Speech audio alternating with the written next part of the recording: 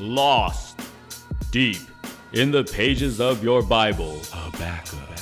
are the books that are unmentioned, unheard of, and unread. Haggai. They are the forgotten books of the Bible. All right, welcome to Your Church Friends podcast. I am Chris. I am Yurlich. All right, welcome to Your Church Friends podcast. I am Chris. I am Yurlich. Take two. Yeah. How come you can be further away from your mic? I don't know. I feel like I'm... Maybe it's the all up on projection mine and the right now. angle. Yeah, you're projecting your voice. Like the angle, like yours is like, Oh, mine's is straight flat. how about that? Does it sound clearer to you? I don't know. All right, take three. I thought that was a fun intro to this. Whatever. All right, yeah, let's take it again. All right, welcome to Your Church Friends podcast. I am Chris. I'm Yurlich. And that was take three for everyone listening.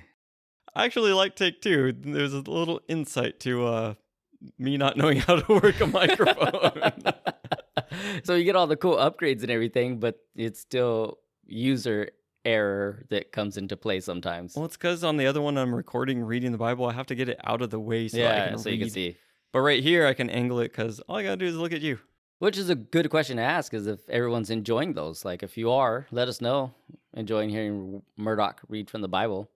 Yeah, it's good. I went through, and there's some cool different renditions of people reading through, but I feel like these books still don't get enough love. So the more that they're out there. They don't. Speaking of which, oh, wait, before we jump into the book, I even have it on my notes. We were on a podcast together, not our podcast, but a guest. We were on the Buddy Walk podcast together. I think the episode dropped last week sometime, but I'll put it in the show notes. But I think it's worth a listen. It was a fun conversation with our buddy Joe. Yeah, Buddy Walk with Jesus. Yeah, it's really cool. I love the name of the show. Which you had been on their show before, right? Yeah. I'd been on there. I'd met Joe through one of the podcasting group things, and then he had asked me to come back on, and this time I was like, hey, how about me and Murdoch come on? Like, what do you think of that? And he was all for it. He does listen to the show as well, so he was all for it and happy to do that, and I thought it was cool. It made it easier for me.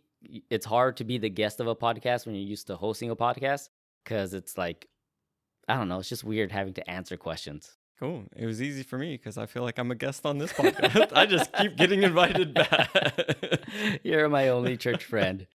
But so yeah, go out and listen to that. I thought it was a cool conversation. We kind of went over some of the stuff we had talked about in Jude, but also just talked about plenty of other things too. It was just a really cool conversation. I enjoyed talking with him. Yeah, so go out and listen to that one. Again, the link to that will be in the show notes.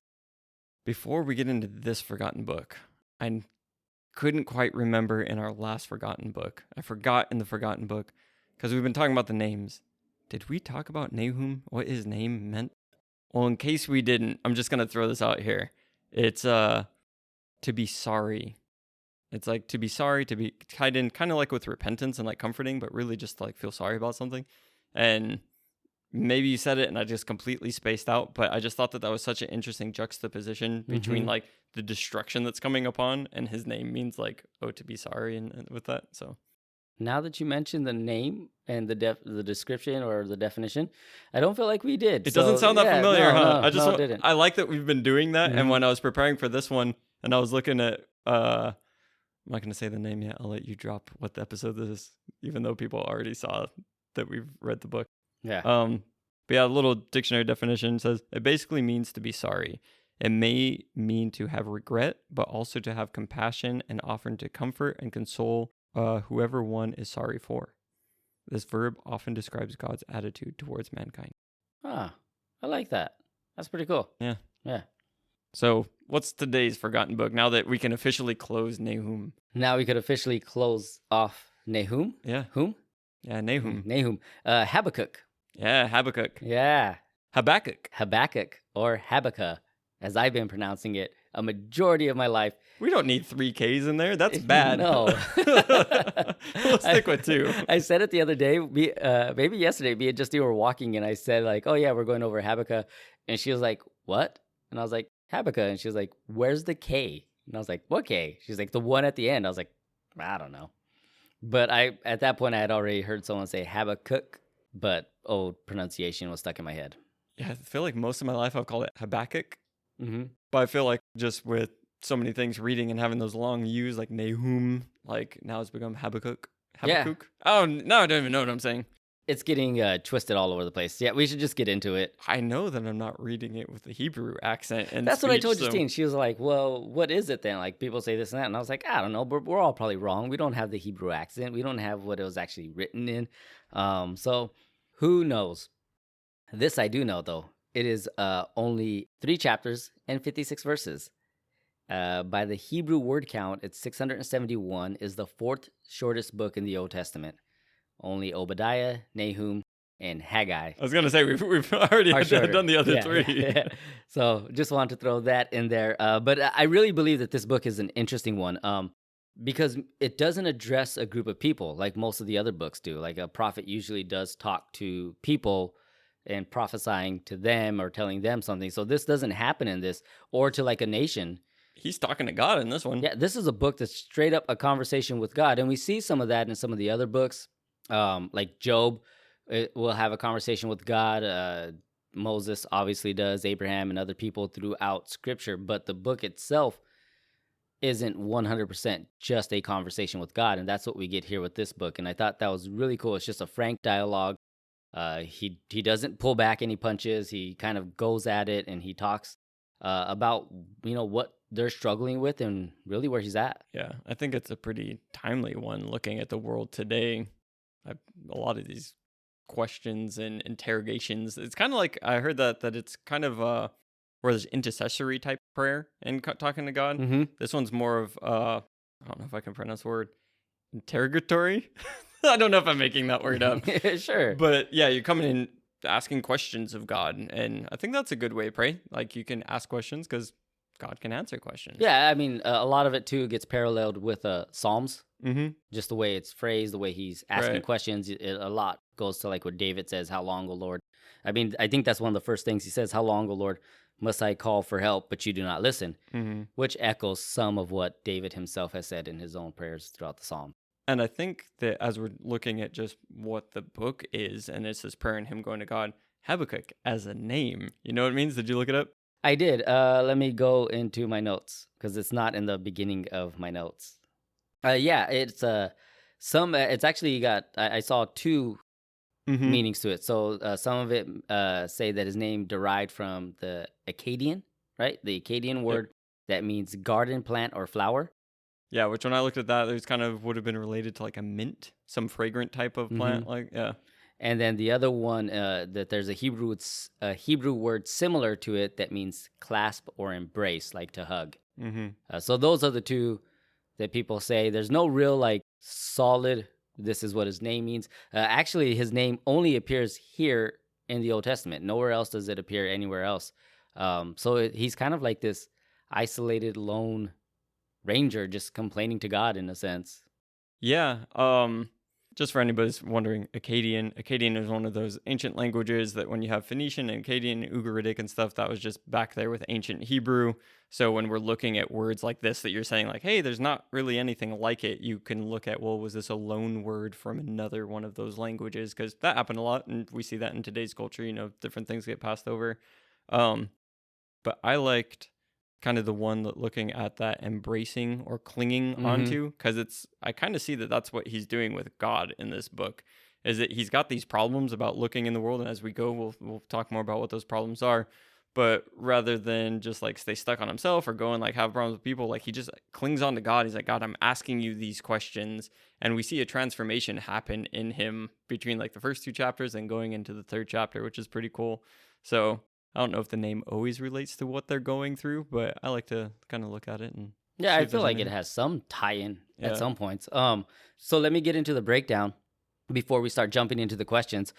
So the breakdown is it's a pretty clean, simple one, but we have Habakkuk first complaint. So that's just the first four verses that we're looking at, and basically his big question in those 4 verses is, why do the wicked go unpunished? Mm-hmm. And then we have God's first answer. And I really like, as if we sum it all up, is basically he's saying before he restores his relationship with his people, they must repent of their evil actions and that are separating them from him. God says, I got the right group of people to do that. It's the Babylonians. And I'm going to use the Babylonians to judge Judah for their sins, in which your translation says the Chaldeans. Yeah, the two are kind of interchangeable. So you have Babylon, which is the nation of Babylon. Mhm. The Chaldeans, as far as what I can study, weren't, I'm not sure what the correct term is, genetically or ethnically or whatever, Babylonian, but the two, they were interchanged in there, and that was who was kind of ruling. In other places, Chaldeans can also get termed as astrologers, because they were the ones that were kind of tied in with that and kind of the whole magi and like those kinds of arts and magics and stuff. So just within your Bible, sometimes if you're seeing astrologer or Chaldean or Babylonian, they're all kind of within that same group of people. Yeah. Then we have go ahead. I was just going to say, and when he gets that response of like, hey, why aren't you doing anything? And God's basically like, well, I'm doing something. You just haven't seen it yet. And here's the Babylonians. Then we get his second complaint, which his tune changes a bit. So what's his second complaint? Yeah, so a second complaint is basically, wait, what? They're worse than us. Yeah. It's a fun, I don't want to say fun because they do go through some stuff because of it, but like just the it's dialogue. Definitely not fun. Babylon is, but the dialogue is entertaining to read as the reader. So you get like, there's wickedness, God. Why is there wickedness? How long will we wait from you? And God's like, no, I hear you. Don't worry about that. I got the Babylonians. They're going to take care of it. You're like, wait, what now? The Babylonians? They're worse than us. How are they going to be what's judging us? So it is kind of like as reading it, it's like, it's an interesting read. Judging them, and again, coming in after the Assyrians, right? Because we've talked about that, where you've got the Assyrians and then Babylon moves in, and it's just like one thing after another. But it touches on something that we've talked about before when it comes to God's judgment when he moves in.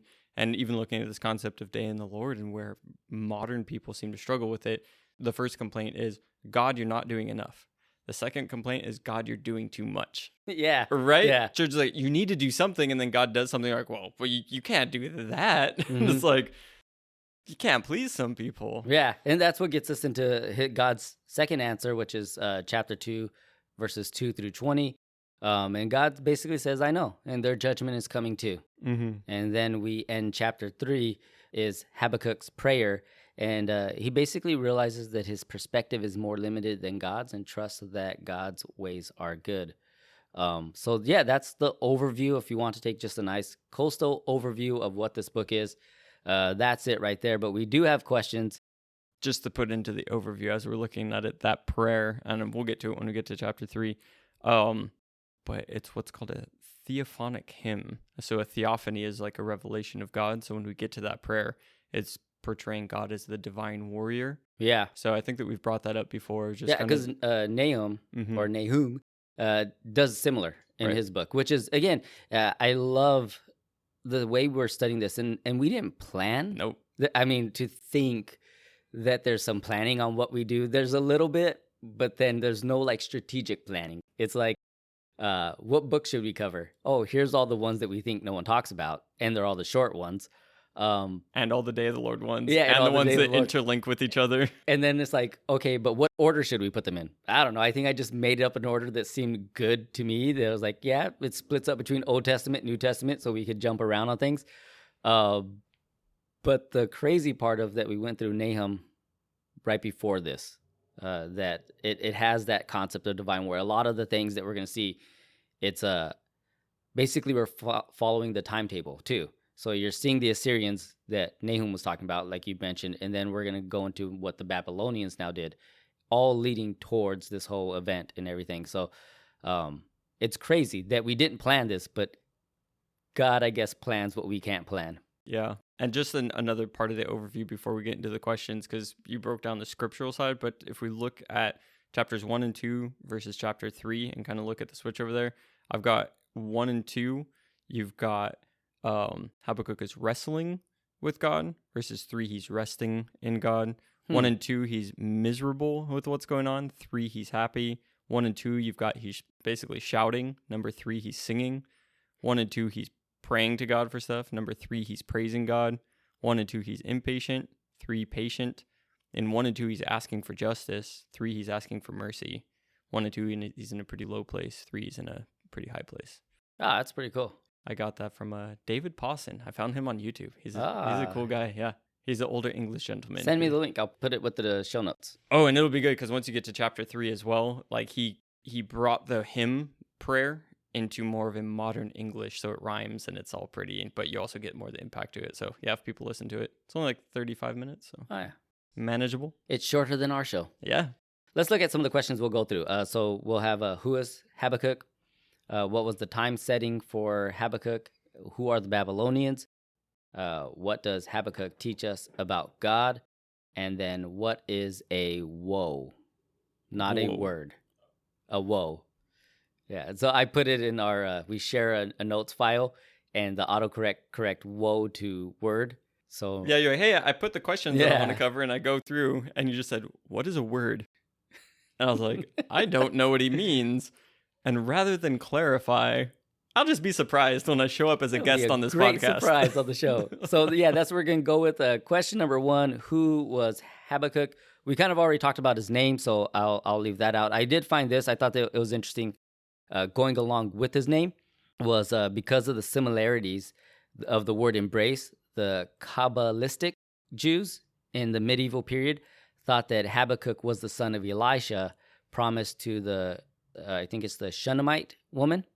And that's in 2 Kings 4:16, where she wanted a child, and he said, by this time next year, you'll have a child. And then, I mean, it's a whole story that's crazy, where the child ends up dying, and then Elijah lays on top of him and brings the child back to life. But because of this, in verse 16, where he says, about this time next year, Elijah said, you will hold your son in your arms.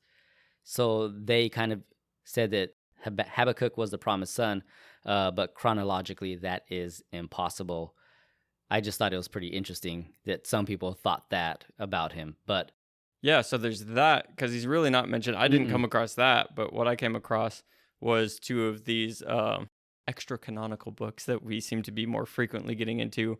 One is Bel and the Dragon, which have you gotten in and read that yet? Yeah, I've actually have it here. I could read whatever you're going to talk about. Yeah, Bel and the Dragon, you've got basically that Habakkuk would be coming as a son of Joshua from the tribe of Levi. Mm-hmm. And then so that would have been from the Old Testament times, Bel and the Dragon, where that dates around the book of Daniel and everything. Or that's when it's supposed to be placed, is the book of Daniel. That Bel and the Dragon one is interesting, though, because in it's Daniel in the lion's den, but it's not the same lion's den that he was thrown in Daniel, because in Daniel, it was one day. This one, he's been in there for a week. And Habakkuk is just like preparing some stew and has some food, and an angel comes, grabs him by the head, and swoops him over to Babylon, puts him inside of the den with Daniel, gives Daniel the food. They encourage each other, picks him back up, and takes him back home. Yep. Yeah, it's crazy. It's wild. Yeah, it's a fun read, and it's not too long. So Bel and Dragon, that's where you have that. You have that story of him coming and aiding Daniel in the lion's den. But then you've got a more New Testament dated thing, the Lives of the Prophets. I believe it's Lives of the Prophets. My brain just spazzed out. It might be Lives of the Apostles. I'm pretty sure it's Lives of the Prophets. But that would put him with the tribe of Simeon.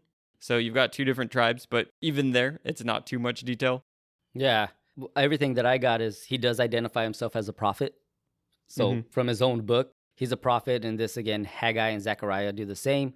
He labels his prophecy as an oracle or a burden, and that's the same as Nahum or your favorite prophet, Malachi. Yeah, that Italian prophet. And then he could have been a priest like Jeremiah and Ezekiel, since Levites served in the temple music ministry. So because of chapter 3, where it's more of a musical thing, they think that he was part of the Levite clan because of that. So even kind of tying in with a little bit of that Bel and the Dragon. And then it's also because of the way he knows what about the temple, that they would suggest that he's a Levite. So like chapter 2, verse 20 says, the Lord is holy in his temple, let the earth be silent.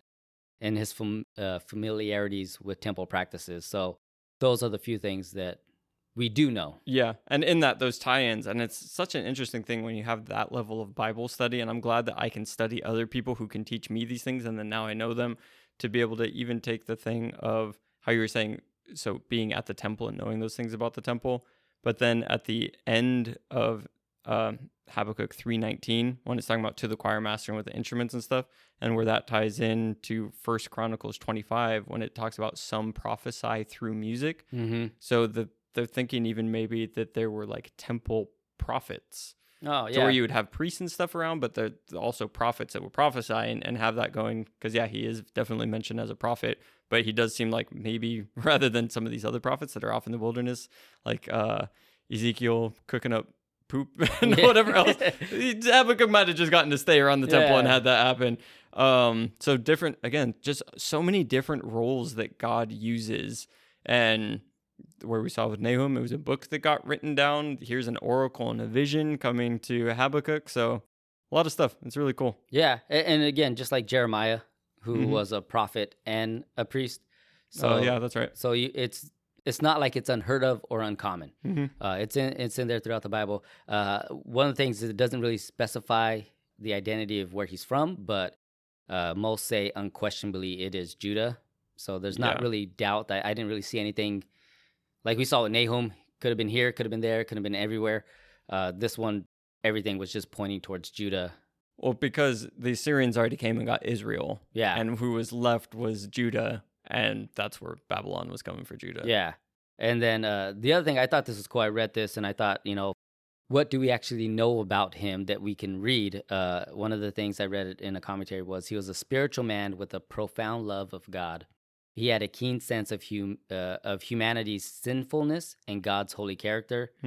He was a courageous individual who shared a very unpopular message in a hostile political environment. And then that as a late 7th century BC prophet, his contemporaries were Nahum, Zephaniah, and Jeremiah. And that also he probably knew a young Daniel and Ezekiel before both of them were taken captive by the Babylonians in 605 BC. So there's more in there. It's pretty cool. And a lot of that too, like that, who he was as character, I really wanted to pull out because I think that speaks volumes. Sometimes we get into these prophets and we're like talking about where they could be buried or where they're from and all these other crazy things. And for me, I really just narrowed it down on his character. And the one that I really loved was that he had a sense of the humanity's sinfulness, but really knew who God's character was. I'm with you on that. And to go back to something that you said in the very beginning, we were talking about his name and just that's not a used word. And you're kind of saying that he stands alone in some senses. Even the introduction that he gets, there's no other prophet that gets introduced this way as we dive into the book, Habakkuk 1:1. This is the burden that Habakkuk the prophet received in a vision. Like none of the other ones start off this way. So yeah, and even to where God tells him, write this stuff down in a tablet and then take it to everyone too. Like it's really cool the way his book plays out and everything. So the second question then, getting into what is the time setting of Habakkuk, which I changed it because usually is when was it written. But with this one, there was definitely this time period when he was writing was crazy. Like it was just, you have the three great powers at this point. You have the Assyrians, the Egyptians, and the Babylonians coming up. So the Assyrians their power was kind of waning, but we saw on the last episode what they were capable of, what they were doing. The Egyptians had taken control over Judah at a time, so that was happening. Yeah, the Egyptian influence on Judah, and it kept happening. They would come up and even try and tell them, like, hey, you should fight back against them. We'll help you. And then they don't. And it's like, oh, that was just the really long siege on Judah. Like, yeah. And thanks, then Egypt. Babylon was on the rise, so they were rising up. But using Babylon, their invasion, as a point of reference, Habakkuk's life and ministry may have extended from the latter part of Manasseh's reign to, what was that, 696 BC to 642 BC to the rule of Judah's last king, Zedekiah. So that's, people are saying like his lifespan and ministry were in there. But since it didn't mention the fall of Jerusalem in 586, that maybe he died before that event happened. Yeah, from what I was getting is that it was probably written somewhere between 609 and 597. And it was pretty interesting looking at this because Habakkuk, when he's talking about things, he's talking about some of the bad rulership that's happening where he's at. Or right around that time that you were mentioning, we have King Josiah. And King Josiah ruled from 639 to 609. And the thing about King Josiah is he was actually like one of the good kings. Mm-hmm. It's the few good kings that you get in the Old Testament. You can go and read about him, but Josiah's the one that came in and he's like, what? There's a scripture we should be following? What? This is good. Oh, we should tear down these idols and these Asherah poles and everything. Let's do that. And you have Josiah, and he ruled from 639 till 609 when he was killed in the Battle of Megiddo.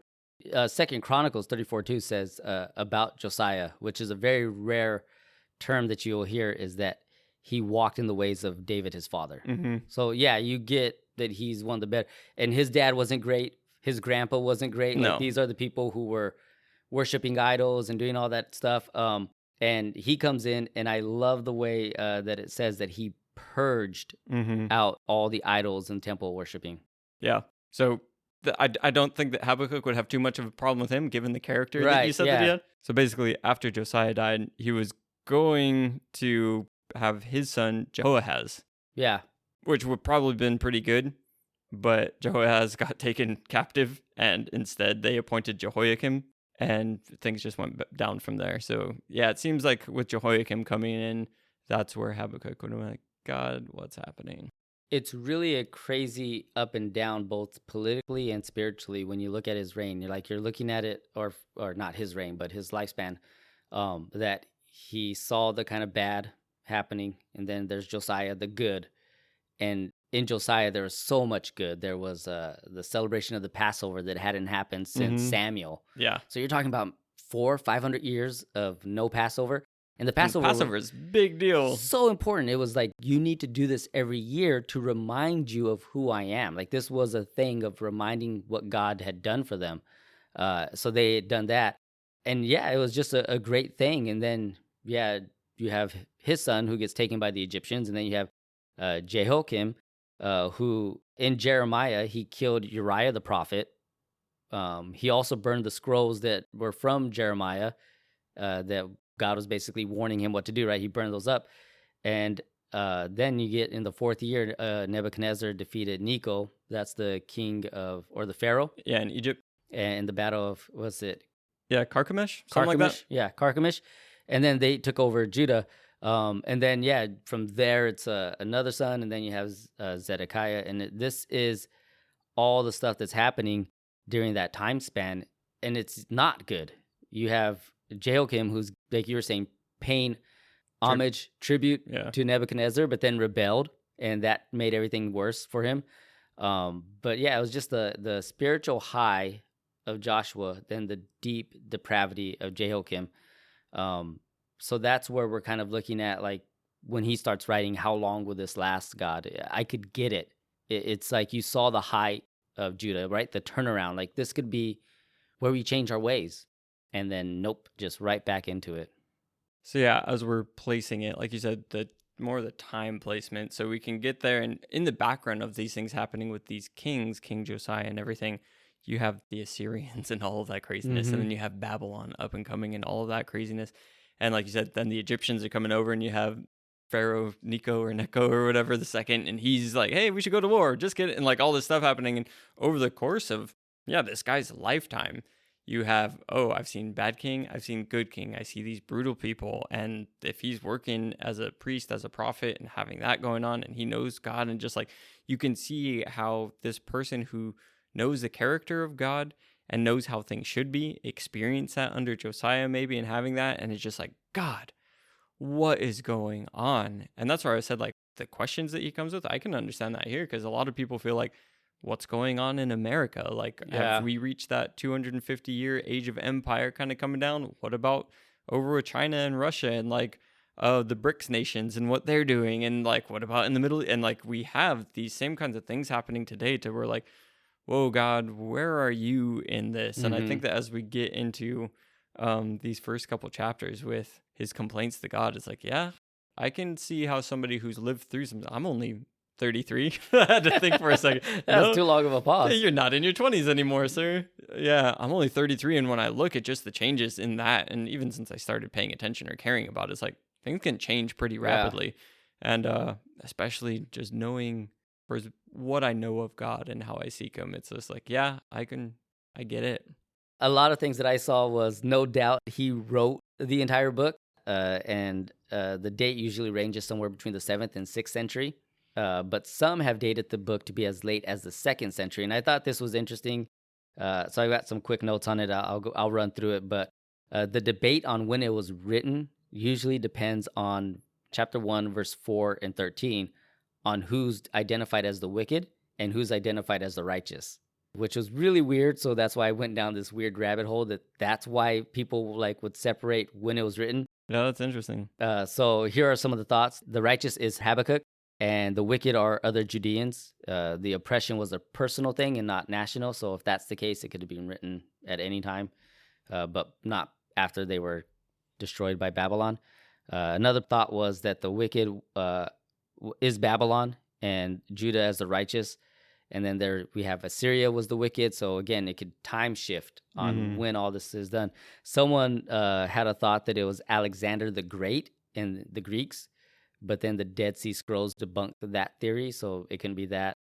And some of them have Antioch the Fourth as the wicked, but this isn't possible because the writings of Jesus ben Sirach from his wisdoms does point out the 12. And so the writings were before that. So Wait, was that Antiochus? Antiochus the Fourth? Antiochus, yeah, yes. Okay. Yeah, that dude. So, yeah, I just thought it was interesting that there's debate on when just because of those two words. And I would have never looked at that and been like, no, this is not that because of this. Yeah. And I get... What were you going to say? There's just, I'd rather spend our minutes on something else than, for me, verse 6, behold, I'm raising up the Chaldeans, that ruthless and impetuous nation. It's I think that times it pretty much when you've got what's going on there. Yeah, so that's why I get that there's smarter people than me that can break apart things and do things, but I think that most scholarship would also agree with that point and the general area of time that we've given it. Yeah, during the reign of Jehoahaz, or most likely, Jehoiakim. Yeah. During his time frame. That's probably the best time it was written. Oh, and I have this. I thought this was cool. I got two commentary things here, and I'll read them both real quickly. It says, the Babylonian records indicate that after his victory over Pharaoh Necho at Carchemish, Nebuchadnezzar subdued Syria, Lebanon, and other areas. Egyptian allies, including Judah's king Jehoiakim, were logical targets. And again, you find that in 2 Kings chapter 23. And according to the Babylonian priest historian Berosus, about 300 BC, Nebuchadnezzar was in possession of captives he had taken from the Jews, the Phoenicians, the Syrians, and the nations that belonged to Egypt. And by the time of his father's death in August of 605 BC, Daniel reports that Jerusalem's capitulated to Nebuchadnezzar in Jehoiakim's third year, 605 BC. And then, so this is just all more support of when it was written, that this is the logical time frame. And then Stephen R. Miller's book on Habakkuk, it says, in conclusion, if the Babylonian invasion mentioned in Habakkuk 1:6 is the 605 BC, Habakkuk wrote his first prophecy shortly before that event. Habakkuk presumably finished his composition, whether one holds he wrote a part of it or the whole book, sometimes before Nebuchadnezzar destroyed Jerusalem in 586 BC, since he surely would have mentioned that disaster. So lots and lots of information to get the point across of that's when it was probably written in this setting. Yeah. Just a couple things. What are the questions we're covering? Because it might factor in as we keep Who going. are the Babylonians? What does he show us about God? And then the woes. Yeah, let's move on. Who are the Babylonians? So from Habakkuk's perspective, they were treacherous. So you can see that in verse 13 of chapter 1. They were a wicked foe that gathers captives like fish in a net. That's 115. They were merciless destroyers of helpless nations. That's verse 17. So I did want to touch on who they were from what he was saying. And from who they were with what everyone was saying is, man, the Babylonians, they were brutal. When we talk about the Assyrians being brutal and how they moved in, and I brought this up when I was preaching on Sunday, just when you have the Assyrians were the crazy bad people, and then you have these people come and conquer them, that means that they're the new crazy, and it didn't shift oh, now we can all live in peace and have it. It's no, they're ruling from an even crazier perspective. And in that, what I was learning is that Babylon had like this scorched earth mentality. They would go through and nothing was left. They'd cut down the trees, they'd take the cattle, they'd burn the villages, they'd do the stuff, and just like it was crazy brutal to where nothing was left alive in their wake. Yeah. Which I think that even where we can see those terms of like all the different locusts and stuff coming and just leaving like death is like that could probably be applied to the Babylonians. They were pretty ruthless. The Babylonians, they stripped the forest and cedar of Lebanon, and like the Lebanon wood was like a huge thing. If you go that's what the temple was built out of. Yeah. So it's like David had them sending shipments of it constantly. Solomon did the same thing. They were constantly the cedars of Lebanon were very important and popular, and they were just wiped out completely. So they had no regard for preserving natural resources. Instead of, they just wanted to take what they wanted and got what they wanted. But Babylon was the cultural and political center of Mesopotamia during much of the 2nd and 1st millennia BC. Ancient Near Eastern texts describe the original location of Babylon as a sacred site dedicated to Marduk. Mm-hmm. And I think we've talked about him a little bit on some of the show, or maybe me and you have. But basically, the Mesopotamian creation myth identifies Marduk as the creator of the universe. He created the heavens and earth out of the divided body of Tiamat, the sea goddess. The myth states that once Marduk assumed his heavenly throne, he forgave the competing deities who opposed his reign, and that he also is described as seeking to prove to the other deities that he was administratively gifted in running the universe. In his effort, he created man for the purpose of doing his work that was required on earth and in heaven, and the gods responded in gratitude by picking up shovels and building Marduk's temple in the city of Babylon. Even where you have Jeremiah 51:2, that this is the word of the Lord spoken through Jeremiah the prophet concerning Babylon and the land of the Babylonians. Announce and proclaim among the nations, lift up a banner and proclaim it. Keep nothing back, but say, Babylon will be captured, Baal will be put to shame, Marduk filled with terror, his images will be put to shame, and her idols filled with terror. So that's some of the information that I have on him. Yeah, that's an interesting thing bringing up Marduk, and especially what you have there with Marduk and Tiamat. And you have that chaos monster of Tiamat, and that you have Marduk coming in, splitting, and that's the creation.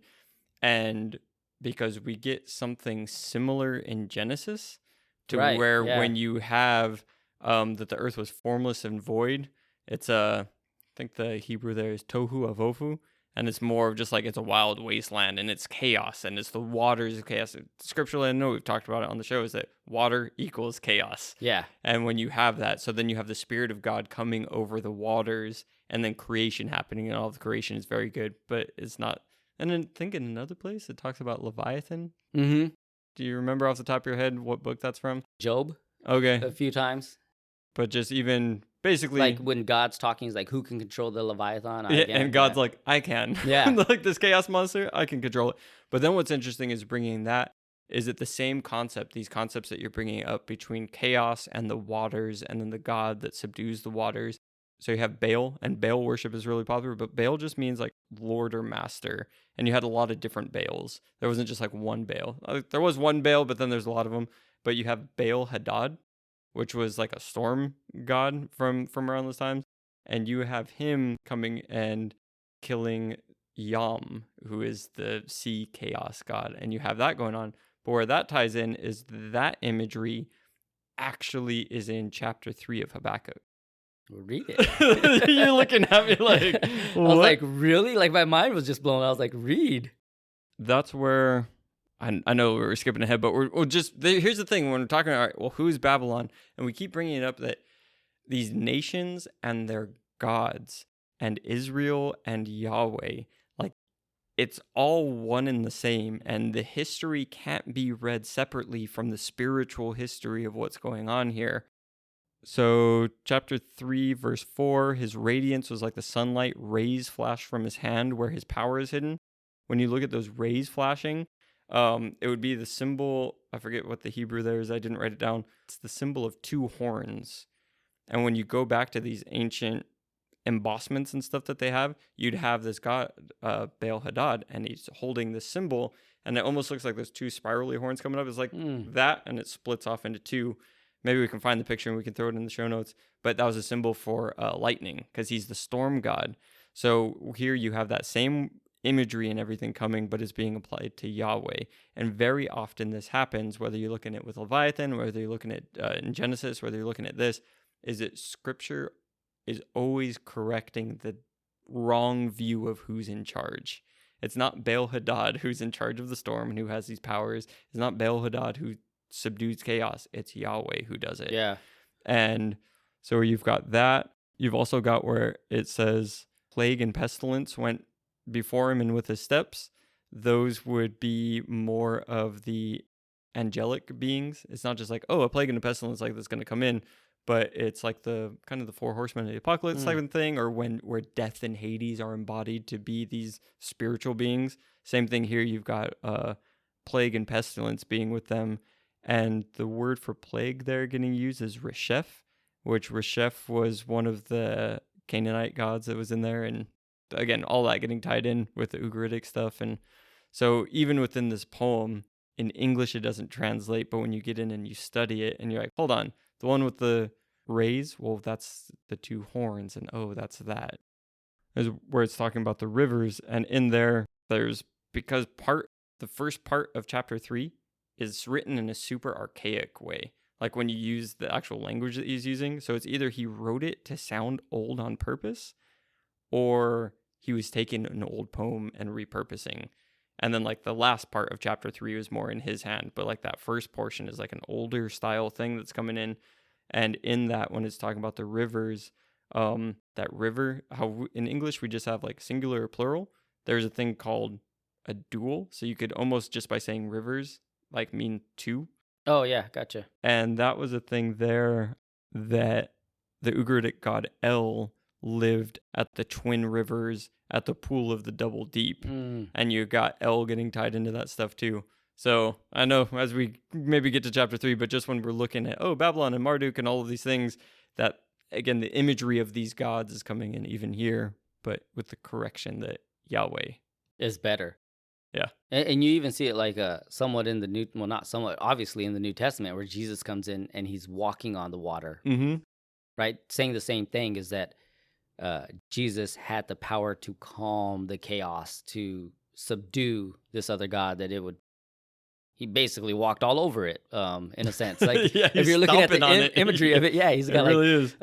We used to sing the song at the Pentecostal youth conventions I would go to, and it was when I went to the enemy's camp, I took back what he stole from me, and it was just like very repetitive. And then the hook where you would jump up and down would be like, he's under my feet, and you'd jump up and down and like bounce, and that was like literally what Jesus was doing while walking on the water.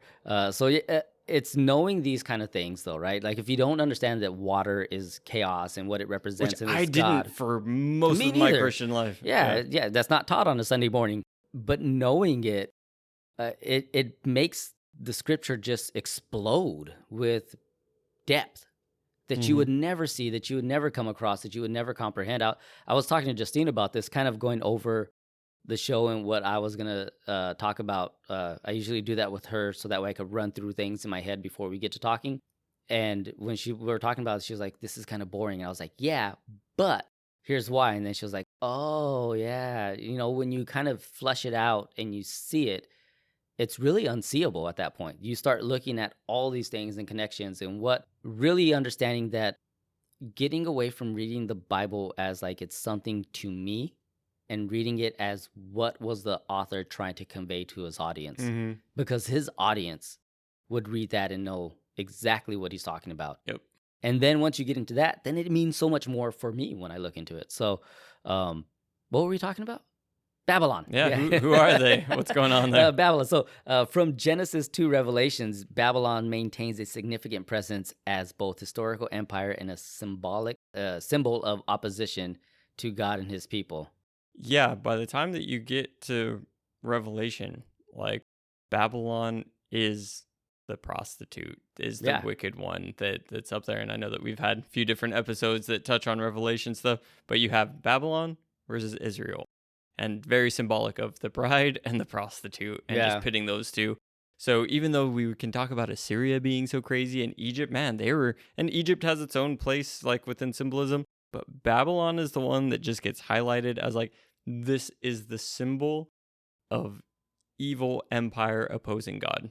And even where Egypt is a form of Babylon, Mm-hmm. and that Assyria is a form of Babylon. Right. It becomes the type. Yeah, that it becomes the same thing. And that Israel themselves had become a form of Babylon with all the evil that their kings were doing and how they were mistreating and abusing people themselves. But there's 287 references to Babylon in the Old Testament, 82 references to it as the Chaldeans. And the first biblical reference to Babylon, and it's the only ones in the first 5 books of the Bible, are in Genesis 10:10 and Genesis 11, the Tower of Babel. So in Genesis 10:10, I'm going to read a little bit more than 10:10. I'll read 8 to 12. It says, Cush was the father of Nimrod, who became a mighty warrior on the earth. He was a mighty hunter before the Lord. That is why it is said, like Nimrod, a mighty hunter before the Lord. Yeah, you know how they say that. You know how everyone says that. Yeah, that's why they say that. I didn't know, but then they told me right here. Man, I've been saying that since. When I put it on my notes, I didn't catch that. When I read it out loud, I was like, that's why they say it. But it continues. The first center of his kingdom were Babylon, Uruk, Akkad, and then Calneh in Shinar. And from that land, he went to Assyria, where he built Nineveh and a bunch of other places, which is between all this other things. And then these were the great cities. So there you see that Nimrod went out, built Babylon and all these other really historic ancient cities. I think Uruk is the Epic of Gilgamesh is like centered around that I believe city. so. If we're wrong, someone correct us. But then, yeah, you get into chapter 11 and you have the Tower of Babel. And a lot of people have said that Babel isn't the best translation, that the translation is Babylon. And basically what was happening there is that the tower was an ancient Mesopotamian ziggurat that demonstrates humanity's increasing sin. But when God separates and has everyone speak different languages, that he is superior over all human nations. And just so people know what a ziggurat is, because I didn't, it's a large religious structure building that was built in ancient Mesopotamia that took the form. Yeah, so most people have probably seen pictures of them. They kind of remind me of more of the pyramids that you'd maybe find in like South America or something that are more stepped as they come up. It's not the triangular, flat-looking ones like you see in Egypt. So more like the Aztec and... Yeah, kind of like that. Yeah. So they come up and they have that. So it is a tower because it goes up really high. But yeah, it's more of that pyramid-looking thing that's stepped, yeah. Yeah, the crazy part, though, is archaeologists have discovered several of those, including some found in Ur and in Uruk. So instead of understanding Babylon to be this divine city like the people in Mesopotamia did, the Israelites likely viewed it as the source of human pride. Like, this is what human pride is. If you want more of just a palatable, I guess it wouldn't be palatable for you, just way of getting your mind around how to think about Babylon, just listen to reggae that's not talking about getting high. A lot they talk about Babylon, and they have it really pegged that Babylon is like the evil yeah, it's all against Babylon, and all the evils in the world, that's Babylon. So if you listen to reggae, you're probably pretty familiar. I know that you hate reggae. I do. So you can just stick to scripture. Yeah, I'll just stick to the Bible. Yeah. So the rise of Babylon. Hey, there's Christafari. He's Christian reggae. Oh man, the rise of Babylon is a pretty interesting story. We kind of covered some of it briefly, but you have about 633 BC Nabopolassar, basically Nebuchadnezzar's dad. He rose to prominence in Mesopotamia. He revolted against the Assyrians, winning a decisive battle. He eventually then in 626 BC declared their independence, and he became king of Babylon. And then from there, again, they battled the Assyrians some more. There's a couple battles that take place in 614 in Nineveh, and shortly after that, the Assyrians moved their capital to Haran and got help from the Egyptians. And then we have Josiah, who actually we talked about, went out to stop the Egyptians or get in the way as they were leaving at Megiddo. And I think he even got, if I remember it correctly, they warned him not to go, and he did anyways, and that's where he lost his life in battle. But now, under the command of Nebuchadnezzar, the Babylonians defeated the combined Assyrians, Egyptians army, and that's at the Battle of Carchemish that we talked about. Yeah, that was really the deciding point. Once Yeah. Carchemish happened, then it was like, cool, everything's Yeah, Babylon the now. Assyrian Empire was destroyed at that point. Yeah, and even where you have the allies to Babylon were the Elamites, the Medes, the Scythians, and I think it's pronounced the Cimmerians. Probably better than what I would say. Yeah. Well, it's spelled Cimmeri. Anyways, so they were like the allies in all of this happening. But yeah, Babylon was just the one that took it all. Yeah, and then they were under Babylonian rule. They might have been there. They might have been like, oh, you're an ally, but you're also under our rule now. Yeah. Then the Babylonians headed towards Jerusalem and forced the city to pay tribute, like we talked about. It was during this time we're seeing probably is when Daniel, Hezekiah, we're seeing Daniel, Ezekiel, Hananiah, Mishael, and Azariah. I want to say they're Shadrach, Meshach, and Abednego. Yeah. Don't do it. That's their slave names. That's their slave names. I wasn't going to do it. And even the king were taken to Babylon at that time. Nebuchadnezzar forced Jehoiakim to swear allegiance to Babylon and allowed him to remain as king. After taking Jerusalem, his dad dies. Mm-hmm. And so Nebuchadnezzar heads back to solidify his claim to the throne. And we've talked about this with other kings and things, is like, it's cutthroat. So he had to rush home, stop whatever he was doing, and rush home to make sure that he became if king. you don't establish, someone else does. And I'm pretty sure reading established or solidified his claim to the throne meant he had to take some dudes out. Yeah. Yeah. So it's crazy. So then after 3 years of being loyal... You can have any king as long as it's me. Yeah. After 3 years of being loyal, Jehoiakim rejects the advice of Jeremiah. And a lot of this you could read from 2 Chronicles, 2 Kings, Jeremiah, Ezekiel, Daniel. All of these books kind of... what I found interesting with Jeremiah is like a jumbled book of everything somewhat out of place. Mm-hmm. So to know when the kings reigned is very important, because then you know the pattern or when he's talking about when. Yeah, I've never gone through the chronological Bible. I wonder if they split up Jeremiah to be talking like during those times. That'd be interesting to look at. Yeah, they do split it up pretty good. I know from when I've seen breakdowns, but if anybody's done the chronological Bible, let us know. So he rebels against him. Then his son takes over, or his brother takes over, but that's only for 3 months. He was captured by the Babylonians when Jerusalem fell. Then Nebuchadnezzar appointed Zedekiah to rule over the king. And this I found interesting, the Babylonian Chronicles. So I know we have our Chronicles, but the Babylonian ones said, year 7 in Kislev, the king of the Babylonians called out his army and marched to Hattua, the west. He set up camp against the city of Judah in Jerusalem. And on 2nd Adar, which I'm assuming is their months, he took the city and captured the king. He appointed a king of his choosing there, took heavy tribute, and returned to Babylon. And then that matches up with 2 Chronicles 36:10.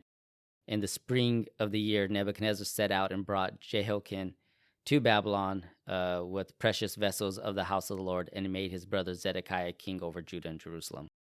Man, so there's one thing that I've just got to recommend to anybody hearing this, is that hearing it, hopefully some of it's making sense. I know it's a lot of names, it's a lot of dates, but in familiarizing yourself, because there's a lot of Kims and Chins and Jehoiakim and like all this stuff, and you've got Nabopolassar and Nebuchadnezzar and all the things, and it's just like, it's a lot. Try and familiar yourself, and over time, these names become familiar, and these things get latched in to where when you see the name, it's just like, some of these things come to remembrance, and it means something. Because even as you're talking, some of the stuff is just like, oh yeah, that's more refreshed in my mind. Mm-hmm. I was like, oh, but then it's cool because like, oh yeah, I'm not just hearing you list off a bunch of random names. Yeah, I'm like, oh yeah, man, like I know why that happened, or I get what's going on there. Yeah, and eventually we get Zedekiah doesn't listen to Jeremiah. This is why Jeremiah was he the weeping prophet, right? Mm-hmm. Ain't no one listening to him. He rebelled against Babylon, and that was not good, because this is when Nebuchadnezzar returns to Jerusalem and just wipes out the city. It was like a 30-month battle. Long. It was long. And then when he does take it, he totally destroys Solomon's temple, and Zedekiah was captured and forced to watch his son's execution and then blinded. Ephraim Stern, he writes in his book, A review of the archaeological evidence from the 6th century BC Judah clearly reflects the literary evidence for the complete destruction of all the settlements and fortified towns by Nebuchadnezzar's armies in 586 BC. A decrease in population due to the slaughter, deportation, took a total economic collapse on the whole area. So that I wanted to add in because archaeologically they went out there and were like, oh, there's evidence to show how bad this destruction was. Like it just wiped them out completely, which then makes sense when you get to Daniel chapter 4, verse 30, and Nebuchadnezzar stands up on his palace and says, is not Babylon great? Look at all the stuff I've done by my mighty power and everything for the glory and for my majesty, right? Like it's because, yeah, you conquered the world at that point. Yeah. And within that conquering, one of the things, and I think that within all of those names, you might have started to mention Hezekiah. Yes. So I know that we talked in the Nahum episode a bit about Sennacherib and like some of that stuff that's going on there. But you have King Hezekiah, and Hezekiah and Isaiah, they were kind of like, he was a prophet that was talking to King Hezekiah and what goes on there. But you have in 2 Kings chapter 20, verses 12 through 19, basically Hezekiah gets sick and the king of Babylon sends a couple messengers with a note that's basically like, hey, I heard that you're sick. And Hezekiah's like, oh man, this guy knows who I am. And he basically goes and shows these two guys from Babylon everything. He's like, hey, you want to see my palace? Yeah. Look at all my riches. You think that's cool? Check out our temple. Look at all these riches. And then sends them on their way. And Isaiah comes and he's just like, who are those guys? What did you do? And he's like, oh, those are guys from Babylon. And Isaiah was just like, everything is going to be gone. Mm-hmm. They're coming for it. And sure enough. So just when we're looking at the destruction, like when you've got it in Israel's history, we've got these touch points to where like, oh, Babylon, oh, not good. Yeah. So whether it's with Hezekiah and what was going on there, or whether it was with Jehoiakim and Jehoiachin and those guys, like, man, listen to Isaiah. Listen to the prophets, guys. It's interesting what I noticed too is that you get the mention of Babylon in Genesis, and then it kind of Babylon is silent until the prophets start prophesying about them. They're coming, they're coming, they're coming. And then it's like the wave just hit, right? But they were, throughout a lot of Israel's history, they were silent or not even heard of.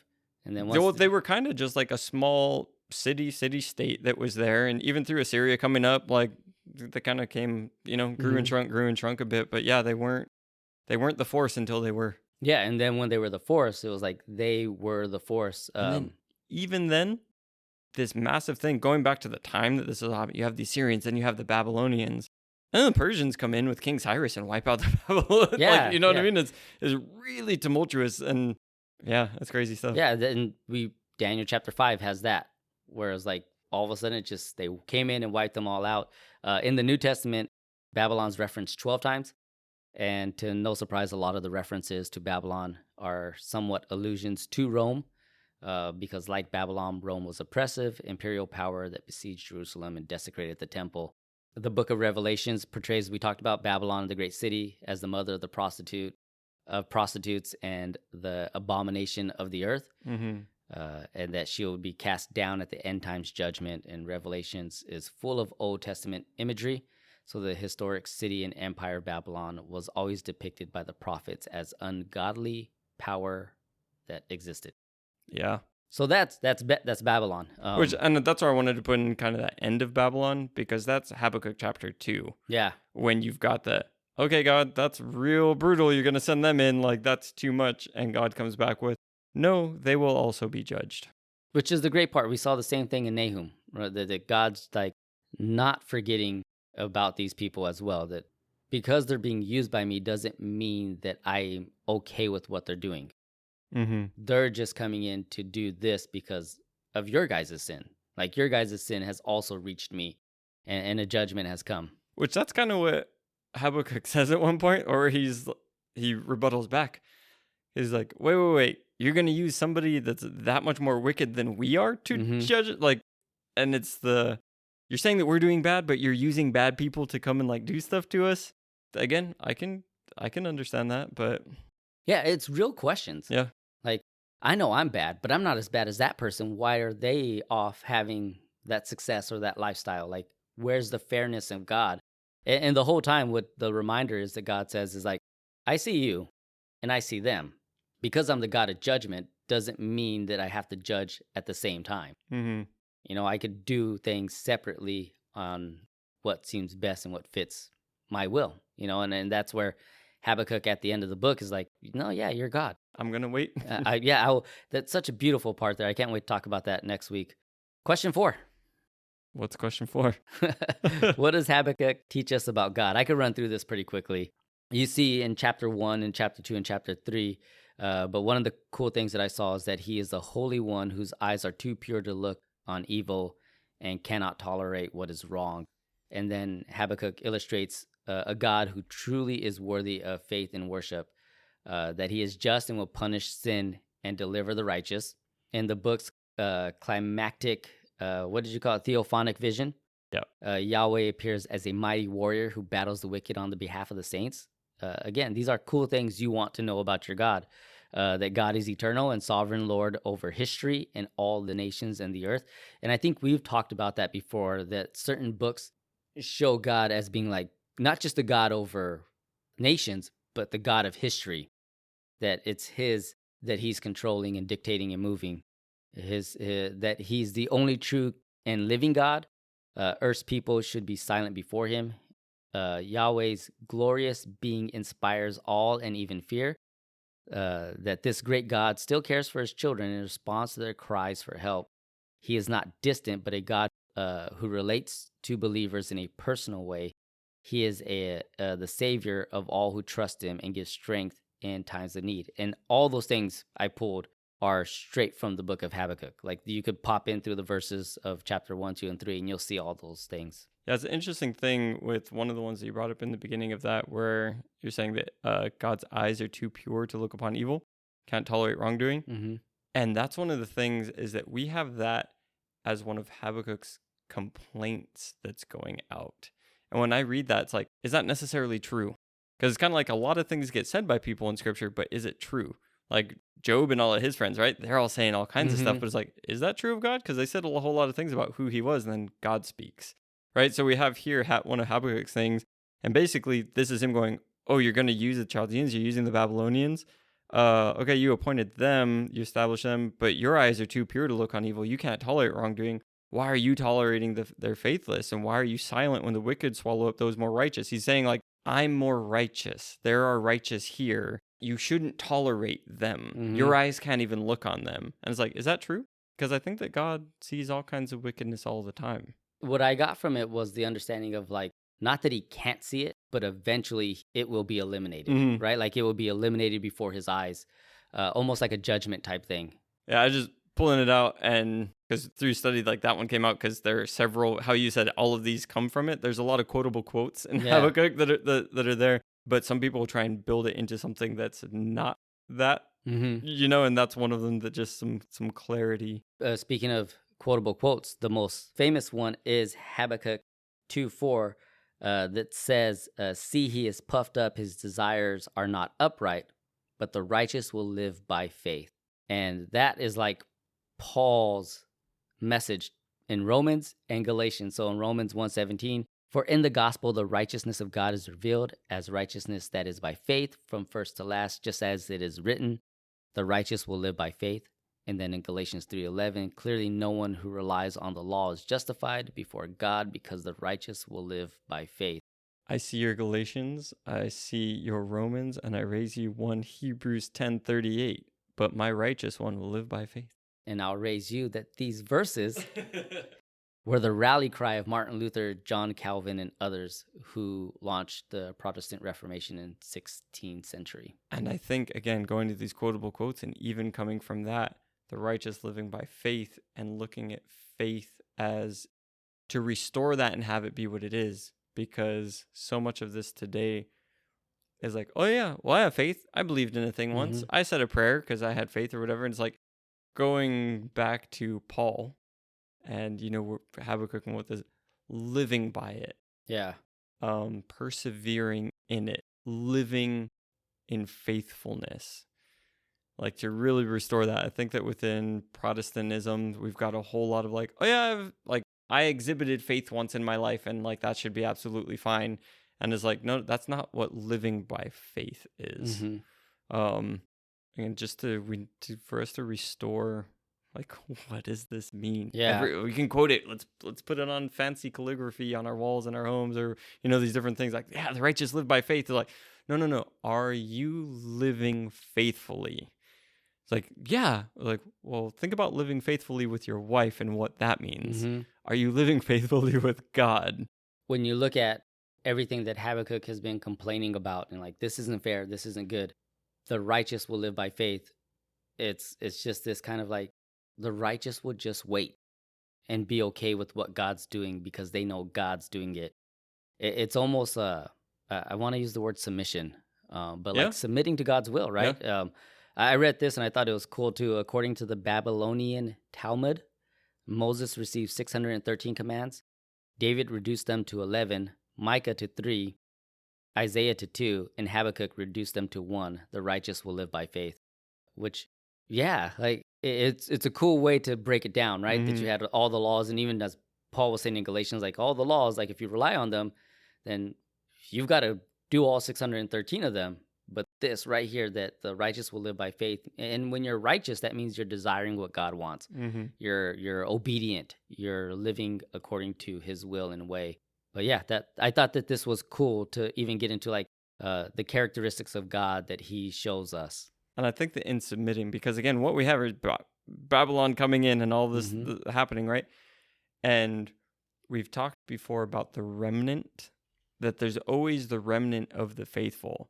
And if you're looking at Habakkuk saying, the Babylonians coming in, they're even worse. Like, what about the righteous ones that are here? What are we going to do here? And that the answer is live by faith. Because if you live by faith, even in the midst of Assyria, even in the midst of Babylon, even in the midst of Persia, Rome, whatever it is, God will put a protection over you. Not saying that it'll always mean like you die in old age, but He'll keep the remnant. He'll keep the faithful. And I think that we brought it. You can tell me when we brought it up because you're the one that talked about it. But when we were talking about kind of the end times imagery of like one will be taken and one will be left. Oh yeah. The normal, like we tend to think today, oh yeah, to get I taken don't know will if I be brought good. that up on the show. I think that's just us talking. I think you brought it up one time. Well, if not, just the imagery of like one getting taken, one getting left, and we tend to think, oh yeah, let's get taken, like that'll be good, go be with Jesus. But it's like the imagery is more of like, no, when you get taken, you're getting taken by Babylon. Like, it's better to be left. And that's the kind of thing that like to live by faith, to be faithful to God, is that He'll keep you in the remnant. Other people can get snatched up and like be gone, but like you can, like, I'm not going to guarantee that you'll stay because things are, but you know what I'm trying to say? Yeah, it's can you live righteously even though Babylon is coming? Mm-hmm. Like it's gonna be awful, and you're gonna get taken into there. And if you're not taken in there, what you're living in has been completely destroyed, and the poorest of poor has been left there. But can you stay righteous? And that's when you look at Daniel, Hananiah, Mishael, Azariah, who stayed faithful in that, and Jeremiah, who told him, hey, you're going to Babylon. Mm-hmm. But while you're there, plant a garden, get married, pray for the prosperity of it, because if it prospers, you prosper. Yeah, you don't need to make a bad situation worse. Yeah, and then all of that's followed by everyone's most favorite verse in the world. I know the plans I have for you. I know the plans I have for you, plans of good. And everyone's like, yeah, like you were saying, plaster that on the wall. Before that plan, or what that plan is, that plan of good, is Babylon. Why? Because I'm allowing Babylon to take you, and I know the plans I have for you. Right. For your good. Yeah, and it is for their good. We don't see Babylon or these moments of trials in our lives for good because we don't want to go through the pain. We don't want to go through suffering. But God's doing something in our hearts. He's working. And really, it was that the people, like I said, Israel had become a form of Babylon. And because they had become a form of Babylon, they also needed judgment. And with judgment, it doesn't always necessarily mean the end or a wipeout. It also can mean a moment of repentance, turning back. And that's really The what God chance was... to set things right. Yes. And that's what God was giving his people. And I mean, I'll wait till next week, but I could share personal stories of what Babylon looked like for me in order to get me to come back to God completely in understanding who he is. What is a woe? What is a woe? To put it very succinctly, a woe is a curse. Mm-hmm. A bad cursing. Cursed is the one, or damned is the one? And not a curse like, screw you, man. Yeah, a yeah, curse yeah. like, again, looking at more of even on the working within the spiritual side of things and this stuff. And you said damned, right? And even that, well, it's a curse word, like, damn this. And it's like, no. Like, for something to be damned, for something to be a woe, like, that is really calling in something that's pretty serious. Again, why damn is such a bad word that we've now said 4 or 5 times on the show is because when you damn someone, that was saying almost in a sense like death, right? The way I looked at it, I explained it to Remy yesterday. I had fun talking to her about blessings and woes. Mm-hmm. Is that if we look at blessing, at a blessed life, blessing is life. To have life is being blessed. That when God breathed into Adam, he was blessed. Not the happiness, prosperity type blessed, that like I'm good with all the stuff I have type blessed. Hashtag blessed life, you know? But just that I have life itself makes me blessed. That the moment that God's breath leaves me, then I'm cursed. That's the curse. That's death. The woe is the opposite of it, meaning that it's death or no breath. So when you do look at someone being damned, like you're basically saying death to you. Like the worst of everything that we could experience in life is death. I guess that's like, for as much as we might think, oh yeah, it's a curse word or like it's a bad word or whatever, the intent behind the things and the charge behind the things, I feel like are largely lost today when people are saying things. Like, it's not the like, whoa. Like, are you sure you want to say that thing? It's just, flowing out from everywhere and lost the meaning. But yeah, it's a serious thing. And I think we talked about it before, that even where Jesus gave the woes to those different cities, like only the one that he didn't woe is still around. The other ones are gone. Yeah, and even to Babylon, we get 5 woes. Mm-hmm. Again, if you look at it, cursed or damned or death, and you substitute those words like death to you guys because you plunder in your exhortation. Like Babylon plundered and vanquished nations. Woe to you who builds an empire by unjust gains, right? So you see that in that. This is all from chapter 2, verse 6 through 20. Mm-hmm. Woe to you who build city by bloodshed and injustice, like Nebuchadnezzar built Babylon on the spoils of an unjust wars. Woe to the violent and those who degrade others. Babylonians degraded other nations and treated them violently. They would eventually reap what they sowed. And then woe to those who trust in false gods. Babylon's false gods cannot save the empire from the judgment of the true and living God. So there's like these 5 woes, and they're heavy because of what Babylon did. And I think that's like, it's a good way, or at least the way I saw to wrap up kind of this episode, because we started off with who Habakkuk is, our fun thing that we always like to do. And then getting into the time setting was like, there was corruption. Like, it was bad corruption. Even within God's people, the corruption was bad. They were worshiping idols. And Habakkuk's like, this is bad. Why is it so bad? And God's like, Babylon's coming. Wait, what now? But I know the plan I have for you. But I know the plans I have for you, declares the Lord. Good plans. And he's like, how is this good? These people are this. And then God saying, God, do something. No, not that. And then God pronouncing judgment on Babylon because of these things. Like, and this is God's answer, right? It's God saying, woe to you. Because he's telling Habakkuk, I know them. I know them very well. Jeremiah, right? It's like, you're going to be in Babylon 70 years. And then when 70 years hit, like you said, the Persians came in and took them out, and there was no more Babylon. I think that one thing, though, when we're looking at these woes and why Babylon became like the type of evil empire and everything that represents, is because when you look at these woes, it's just like, yeah, it does represent everything that people hate about evil empires and, powers in the world, is that Woe to him who amasses what's not his and makes himself rich. How long will this go on? Woe to him who builds his house by unjust gain, sets his place up high. Woe to him who builds a city with bloodshed. All the things that you read off. Woe to him who gives drink to his neighbors, pouring it from the wineskin until they're drunk in order to gaze at their nakedness, be filled with shame, right? And just like setting people up. All the stuff is just, if you look at any wicked nation throughout time, they were doing these. And God felt the same way. Then we get to the end where Habakkuk says, all right, I understand. You are good and you are just. Next week should be fun, getting into more of that and really pulling out more of that verse 4 kind of meaning of the righteous will live by faith and stuff like that. Real quick before we wrap up, I just want to say thanks to everyone who's listening because you don't have to. Thank you. But thank you. We've seen a lot of people listening lately from Massachusetts, Pennsylvania, New York has been in there, and Texas has people have been really listening to. And then across the world, I thought this was cool seeing some listens from Yemen. Yeah, man. Yemen, the Philippines, and then Mexico also is in there. And we have someone who's constantly listening in Canada. If you guys want, please reach out to us, yourchurchfriends@gmail.com. And if you need prayer, reach out for us. Yeah, There's something that we're learning from our buddy walk with Jesus friends is that they're very big on prayer. And it's like, that's a good idea. Yeah. So honestly, if any of you guys need prayer, reach out. We've got the Facebook group. You can always email us or any of that stuff.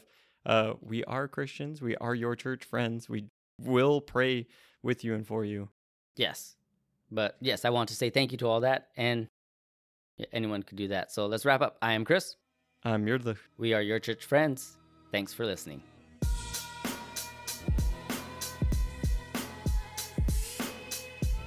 Habakkuk, Nahum, Obadiah, Jude, Philemon, Haggai, Amos,